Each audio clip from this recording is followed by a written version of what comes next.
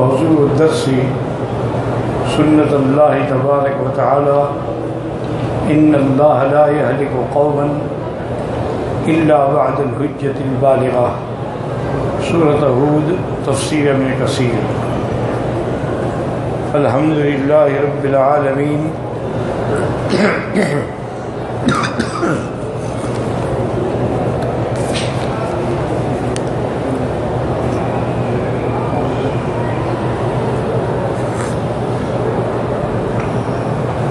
الحمد لله رب العالمين والصلاة والسلام على أشرف الأنبياء وسيد المرسلين سيدنا محمد وعلى آله وأصحابه أجمعين.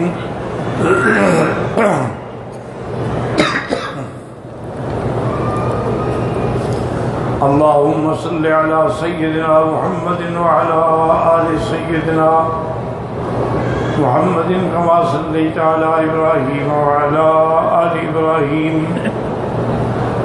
في العالمين إنك حميد مجيد.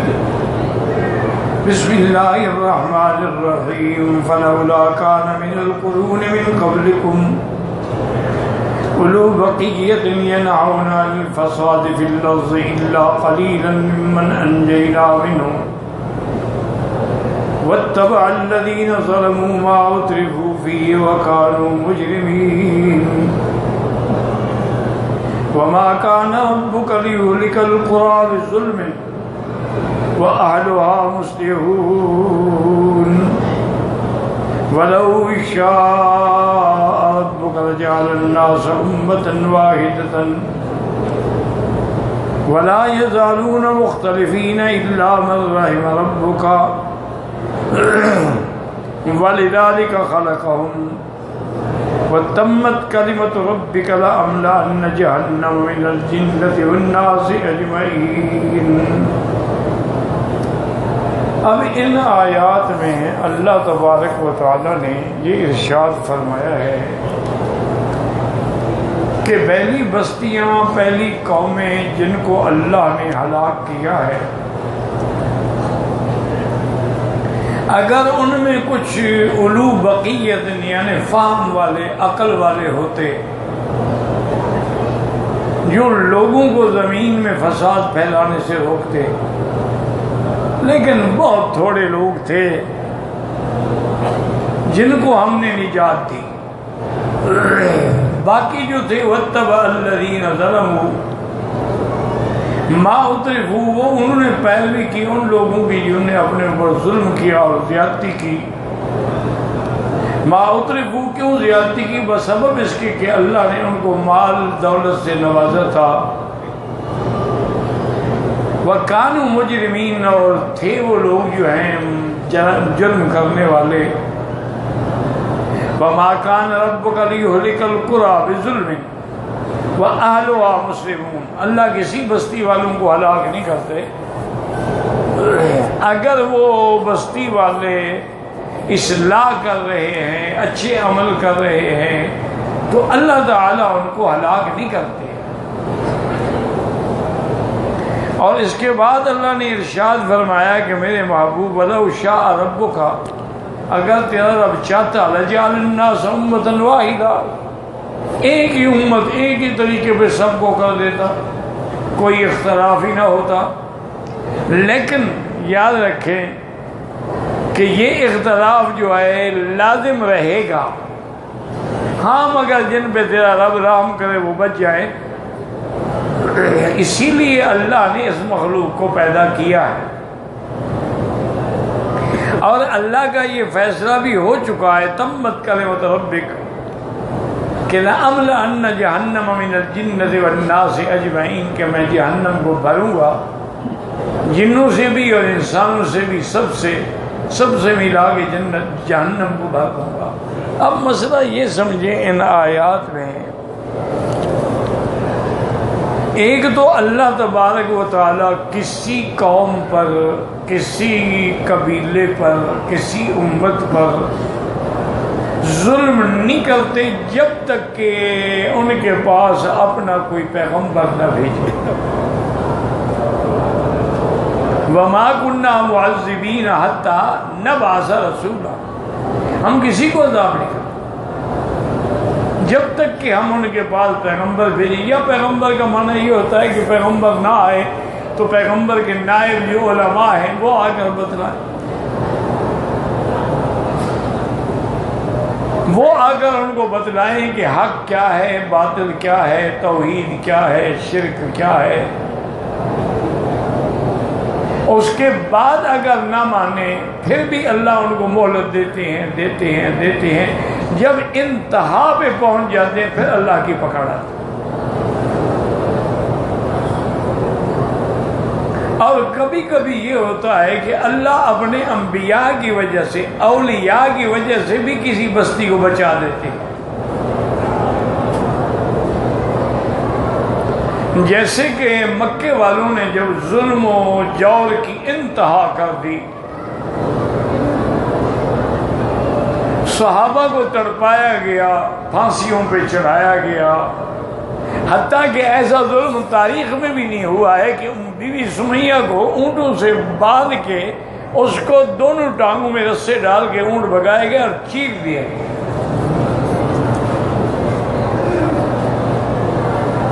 انا للہ و انا الیہ راجعون. پہلی شہیدہ ہے اسلام میں بی بی سمیہ جو اللہ کے لیے شہید ہوئی. اور اسی طرح پھر حضور کے دل میں بھی کبھی کبھی خیال آتا ہے کہ اللہ ان کو کیوں نہیں عذاب دیتے.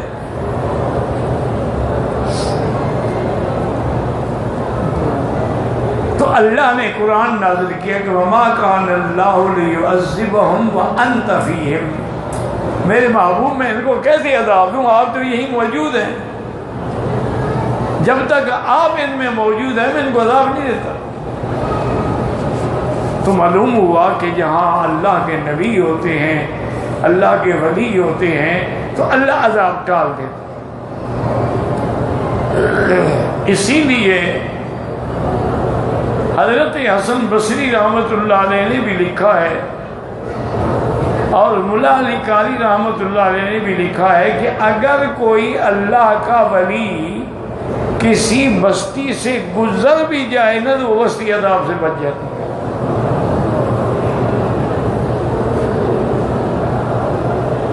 جیسا کہ صحیح حدیث میں ہے نا کہ جس بندے نے 99 قتل کیا تھا، ایک راہب کے پاس گیا اور اس نے کہا کہ میں نے 99 قتل کر دیا ہے،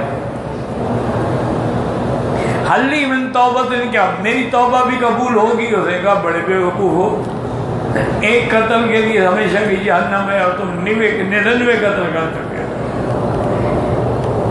اس نے کہا اچھا راہب صاحب پھر جب بخشنا ہی اللہ نے نہیں ہے، جہنم میں جلنا ہے تو 100 تو پورا کرو. اس نے راہب کی گردن اڑا دی. آگے آیا تو ایک عالم مل گئے، ان سے پوچھا کہ میرا یہ حال ہے، میں 100 قتل کر چکا ہوں. اور نے کہا دیکھو بات سنو، بخاری شریف کی روایت ہے کہ انہوں نے فرمایا کہ تم ایسا کرو کہ آگے چلے جاؤ فلاں جگہ، صالحین کی بستی ہے اللہ والوں کی، ان میں جا کے رہو شاید بچ جاؤ. تو صالحین کی صحبت کا یہ عالم، اس کے یہ برکات و ثمرات ہیں. بہرحال ابھی وہ جا رہا تھا اور راستے میں مر گیا، لیکن اس نے اپنا سینہ بھی ادھر کیا ہوا تھا اور رخ بھی ادھر کیا تھا، کوشش کر رہا تھا پہنچ جاؤں، نہیں پہنچ سکتا.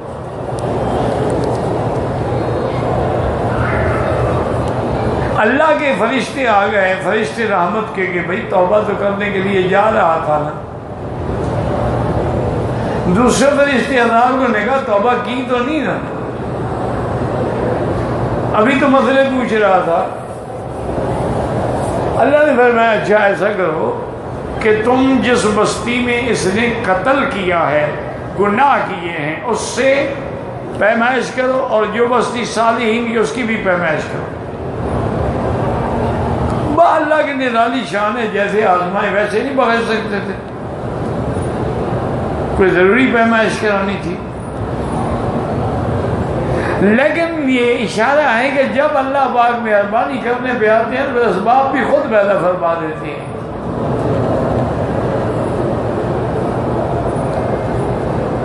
تو اور جو صالحین کی بستی اس کی بھی اگر تو وہ قتل والی بستی قریب ہو جائے تو اس کو جہنم میں ڈال دو.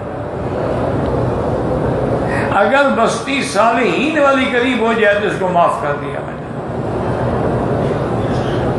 اب صحیح احادیث کی روایات ہیں کہ جب وہ فرشتوں نے پیمائش شروع کی تو اللہ نے حکم دیا کہ صالحین والی بستی کر بھی تم قریب ہو جاؤ، اور گناہوں والی بستی کو حکم دیا تباعدی تم دور ہو جاؤ. تو ایک بالشت کے قریب وہ صالحین کی بستی جو تھی نا وہ قریب ہو گئی. اللہ نے میں نے معاف کر دیا. تو اس سے کئی اشارے ملتے ہیں کہ اگر عزم توبہ ہو تو وہ بھی گویا توبہ ہے. اور یہ بھی اشارے ملتے ہیں کہ صالحین تک نہ بھی پہنچ سکے نیت تو ہے نا جانے کی، پھر بھی اللہ کی رحمت آ جاتی ہے. باقی علماء نے اشکال کیا ہے کہ یہ تو حقوق العباد ہیں، حقوق العباد تو معاف نہیں ہوتے توبہ کرنے سے.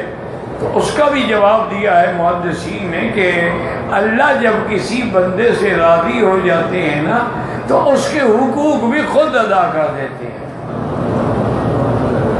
ان کے جو مدعی ہیں ان کو بھی خود راضی کر دیتے ہیں. تو اس لیے یعنی اللہ نے فرمایا میرے مدنی آپ موجود ہیں اس میں کیسے عذاب ان کو بھیجوں. اور دوسری اللہ نے قرآن میں یہ بھی فرمایا کہ وما کان اللہ لیعذبہم وہم مستغفرون، اور وہ استغفار کرتے ہیں، طواف کرتے ہیں، اللہ کا نام لیتے ہیں، اللہ کو پکار، میں کیسے ان کو عذاب کروں.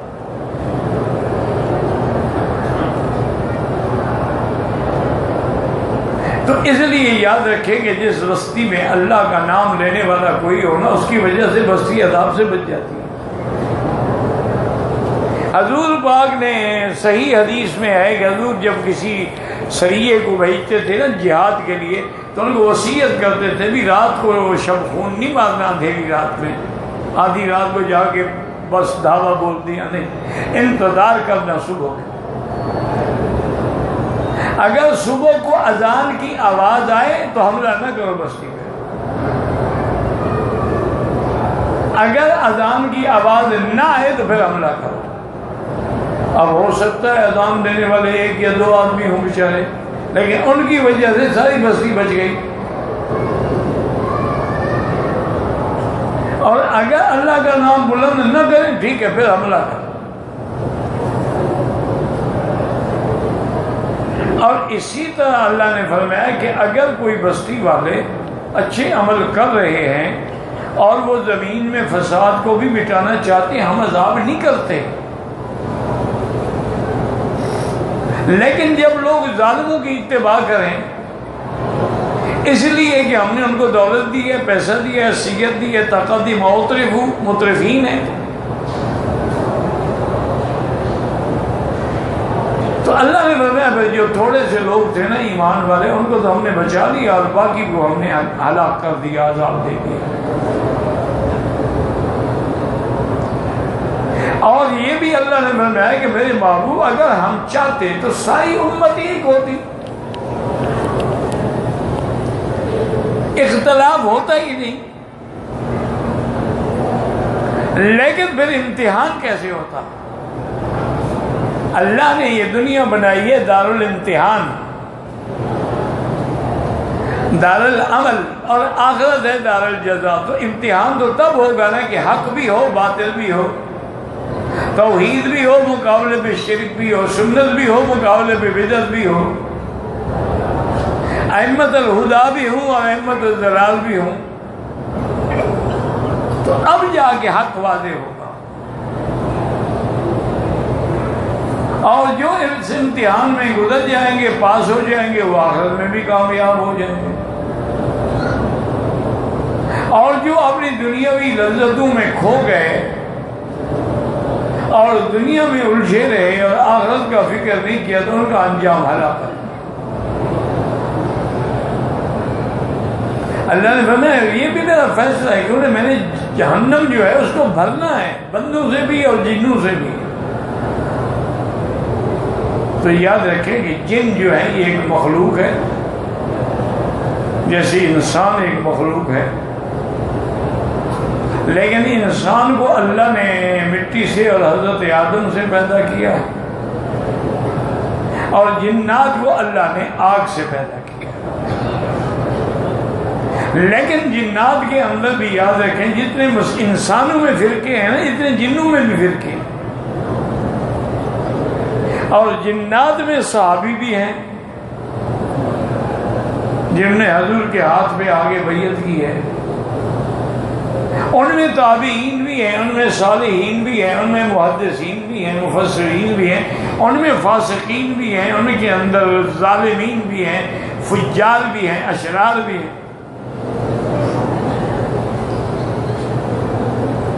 تو ان آیات مبارکہ میں اللہ تبارک و تعالی نے ارشاد فرمایا ہے کہ فَلَوْلَا كَانَ مِنَ الْقُرُونِ مِنْ قَبْلِكُمْ أُولُو بَقِيَّةٍ يَنْهَوْنَ عَنِ الْفَسَادِ فِي الْأَرْضِ إِلَّا قَلِيلًا مِّمَّنْ أَنْجَيْنَا مِنْهُمْ يَقُولُ تَعَالَى فَاللَّهُ وَجْدَ مِنَ الْقُرُونِ الْمَاضِيَّةِ بقایا من اہل الخیر ینہون اما کان یقع بینہم من الشرور والمنکرات والفساد فی الارض۔ ایسا کیوں نہ ہوا کہ جو ماضی امتیں گزر چکی ہیں ان میں کچھ اہل خیر ایسے ہوتے جو زمین میں فساد کو اور شر کو روکنے والے، منکرات کو روکنے والے ہوتے، لیکن اللہ فرماتا ہے الا قلیلا، تھے لیکن بہت تھوڑے۔ ای قد وجد منہم من ھذا الضرب قلیل لم یکونوا کثیرا، اس قسم کے جو سارے لوگ تھے وہ بہت تھوڑے تھے، زیادہ نہیں تھے۔ وَهُمُ الَّذِينَ أَنْجَاهُمُ اللَّهُ عِنْدَ حُلُولِ غَضَبِهِ وَفَجَاةِ نَقْمَتِهِ، اور یہی وہ لوگ تھے مومنین جن کو اللہ نے اپنے اچانک عذاب نازل ہوتے وقت بچا لیا۔ وَلِهَذَا أَمَرَ اللَّهُ تَعَالَى هَذِهِ الْأُمَّةَ الشَّرِيفَةَ ان یکون فیہا من یامر بالمعروف وینہی عن المنکر، اسی لیے اللہ پاک نے اس امت کو، امت محمد مصطفیٰ صلی اللہ علیہ وسلم کو حکم دیا کہ تمہارے اندر ایسے لوگ ہوں جو بھلائی کا حکم کریں اور برائی کو روکیں، جیسے فرمایا وَلْتَكُن مِّنكُمْ أُمَّةٌ يَدْعُونَ إِلَى الْخَيْرِ وَيَأْمُرُونَ بِالْمَعْرُوفِ وَيَنْهَوْنَ عَنِ الْمُنْكَرِ وَأُولَٰئِكَ هُمُ الْمُفْلِحُونَ۔ یاد رکھیں کہ جب دنیا کے اندر امر بالمعروف نہیں رہے گا، یعنی کوئی بھلائی کا حکم کرنے والا نہیں ہوگا اور کوئی برائی سے روکنے والا نہیں ہوگا، تو پھر قریب ہے کہ اللہ کا عذاب نازل ہو جائے۔ اسی طرح ایک روایت مبارک میں آتا ہے اللہ نے حکم دیا کہ فلاں بستی پہ عذاب نازل کر دو، فرشتوں نے عرض کیا یا اللہ آپ تو جانتے ہیں ان کے اندر فلاں آدمی جو ہے وہ تو بڑا متقی پرہیزگار اور ذاکر شاکر آپ کا ذکر کرنے والا بندہ ہے، اس کے بارے میں کیا حکم ہے، میں اس کو بھی ہلاک کر دوں۔ یا اللہ، اللہ نے فرمایا ٹھیک ہے وہ بڑا عابد ہے، نمازی ہے، روزہ دار ہے، پرہیزگار ہے، جب برائی ہوتے دیکھی تو اس کے پیشانی پہ بل بھی نہیں پڑا، انہوں نے کیوں نہیں روکا برائی، اس لیے آج یہ بھی ان کے ساتھ۔ پھر قیامت والے دن اپنے اپنے عمل کے مطابق کھڑے ہوں گے۔ تو یاد رکھیں کہ اگر کہیں برائی ہو رہی ہے، اللہ نے تمہیں طاقت دی ہے تو طاقت سے روک دو، اگر طاقت نہیں ہے زبان سے تو روکو۔ من رأى منكم منکرا فلیغیرہ بیدہ فَإِن لَّمْ يَسْتَطِعْ فَبِلِسَانِهِ فَإِن لَّمْ يَسْتَطِعْ فَبِقَلْبِهِ، اگر تم زبان سے بھی ڈرتے ہو، نہیں روک سکتے ہو، تو کم از کم دل میں تو برا سمجھو۔ دل میں برا سمجھنے کا معنی یہ نہیں ہوتا کہ ہم تو ان کو برا سمجھتے، نہیں، برا سمجھتے تو ان کے ساتھ رہتے کیوں ہو؟ برا سمجھتے ہو تو ان کے ساتھ تعلقات، شادی، غمی، ہر چیز کیوں رکھی ہوئی ہے تم نے؟ معنی یہ ہے کہ زبانی کلامی برا سمجھتے ہو، دل سے برا نہیں سمجھتے۔ ہمارے ایک استاذ تھے، اللہ سب کی قبروں پہ کروڑوں رحمتیں کرے، وہ فرماتے تھے مولوی مکی، یہ تبلیغی جماعت والے جیسے بھی ہے نا، شکر کرو کہ اللہ کے قرآن کے مطابق ایک جماعت تو ہے جو بھلائی کا حکم کر رہی ہے، جو برائی سے روک رہی ہے، یہ انہوں نے ساری امت کا فرض کفایہ ادا کیا ہوا ہے۔ اگر یہ بھی نہ ہوتے تو پتہ نہیں ہمارا کیا حال ہوتا۔ تو اس لیے بہرحال تبلیغی جماعت ہو یا مدرسے تحفیظ کے، حدیث کے، قرآن کے، تفسیر کے، یا جمعہ کی تبلیغ، یہ ساری چیزیں جو ہے نا اس میں شامل ہیں کہ یہ برائی سے روکنے والے ہیں اور بھلائی کا عمل کرنے والے ہیں۔ اور حضور کی امت کی خصوصیت بھی یہی ہے کہ کنتم خیر امت، سب سے بہتر امت و خیر امت اخرجت للناس یأمرون بالمعروف وینہون عن المنکر، نیکی کا حکم کرتے ہیں اور برائیوں سے روکنے والے ہیں۔ تو یہی وجہ ہے، یاد رکھو کہ آج پوری دنیا میں یعنی تقریباً کوئی ملک ایسا نہیں ہے، اللہ ان کو جزا دے، جہاں یہ جماعت نہیں پہنچی۔ اور انہوں نے ایسے ایسے مقام پر بھی دین پہنچایا ہے جہاں آپ تصور بھی نہیں کر سکتے۔ جتنے ملکوں میں آپ چلے جائیں، یعنی زمین بنانے والی یہی جماعت ہے، باقی حل ہم چلا لیتے ہیں، ہم جا کے اس میں حل بھی چلاتے ہیں، باغ بھی لگاتے ہیں، لیکن زمین تو یہ بناتے ہیں نا۔ اگر وہاں کوئی کلمے پڑھنے والا ہی نہ ہو تو ہم کس کو تقریر کریں گے؟ یہ بیچارے کچھ بھی نہ جانے تو کلمہ تو پڑھاتے رہتے ہیں نا۔ باقی تو ان کا ایک طریقہ کار ہے، بھی جو بھی ملے ساتھ لگا لیتے ہیں، اب سب تو عالم نہیں ہوتے نا، عالم تو ان میں چند ہوتے ہیں، لیکن ایک دین کے کام کی ایک برکت ہے، اثرات ہے۔ ہمارے اپنے یعنی گاؤں میں جو ہمارا گھر تھا نا، یہ والد صاحب کی زندگی میں والد صاحب بڑی سختی کرتے تھے لوگوں سے نماز کے لیے، اور خاص طور پہ رمضان شریف میں، اور باقاعدہ حاضری لگاتے تھے کہ کون ہمسایہ نماز سے غیر حاضر ہے، اور جو آدمی بغیر عذر کے غیر حاضر ہوتا نا پھر اس کو باقاعدہ سزا بھی دیتے تھے، کیونکہ صرف مولوی تو نہیں تھے، وہ سردار بھی تھے اپنے علاقے کے، اور لوگ ڈرتے تھے ان سے۔ میں نے کئی دفعہ دیکھا نوجوان کھڑے ہوتے سگریٹ، حضرت آ رہے ہوتے ایسے ہاتھ میں پکڑ کے، ہاتھ جل جاتا لیکن سگریٹ ظاہر نہیں ہونے دیتے کہ حضرت نے دیکھ لے کہ میں سگریٹ پی رہا ہوں۔ کچھ حیا بھی تھا، اب تو حیا بھی نہیں رہا، اب تو لوگوں میں ادب ہی نہیں رہا۔ تو اس لیے ہمیشہ یاد رکھیں کہ اس چیز کے بڑے برکات و ثمرات ہوتے ہیں۔ تو جن لوگوں کو ہم سختی سے نماز پڑھاتے تھے نا، میں اب جب گیا نا پاکستان اپنے مسجد مدرسے میں، ماشاءاللہ مسجد بھری ہوئی نمازیوں سے، میں نے کہا یار یہ انہوں نے کہا حضرت یہ سب تبلیغی جماعت کی برکت ہے، انہوں نے یہاں مستقل ڈیرا لگایا ہوا ہے، یہ دیکھیں ان کی کبھی داڑھی دیکھی تھی آپ نے؟ اب داڑیاں رکھی ہوئی ہیں ماشاءاللہ، نمازیں پڑھ رہے ہیں، اللہ خوش رکھے، اللہ جزائے خیر دے۔ جو بھی دین کا کام جماعت کر رہی ہے نا اس کی کبھی مخالفت نہ کرے، ٹھیک ہے، باقی غلطیاں کس میں نہیں ہوتی، ہر انسان میں غلطی ہوتی ہے، غلطیوں سے پاک تو انبیاء کی ذات ہوتی ہے۔ صحابہ محفوظ ہوتے ہیں، باقی تو ہر بندے سے غلطیاں ہوتی ہیں۔ اس لیے اللہ نے فرمایا کہ اگر یہ کرتے، وفی الحدیث حضور نے فرمایا ان الناس اذا رأوا المنکر فلم یغیروه اوشک ان یؤمهم اللہ بعقاب۔ حضور نے فرمایا اگر لوگ دیکھیں کہ برائی ہو رہی ہے لیکن اس کو نہ منع کریں، فرمایا مجھے ڈر ہے کہ ان کو اللہ کا عذاب پکڑ لے، سب کو ملا ڈالے۔